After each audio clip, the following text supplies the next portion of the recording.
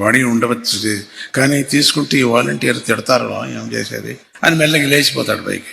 ఎట్లా లేచిపోతాడు అంటే వదిలేస్తాను, ఏదో దగ్గు వస్తుంది వదిలేస్తాను.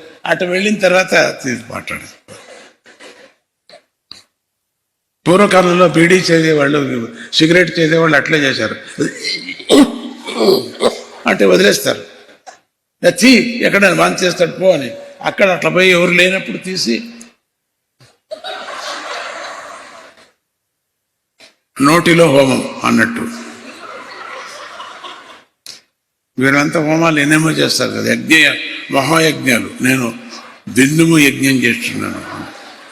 ఉఫ్ అనేది అది రౌండ్ రౌండ్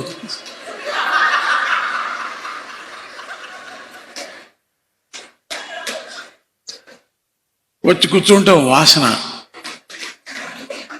అంటే వాసన. ఆ రాకోకుండా యాలక్కలు వేసుకోవటం, లేక లవంగాలు వేసుకొని వచ్చి కూర్చోవటం. అరగంట అంతే, మళ్ళీ చెట్ట, మళ్ళీ అది ఒక దురభ్యాసం.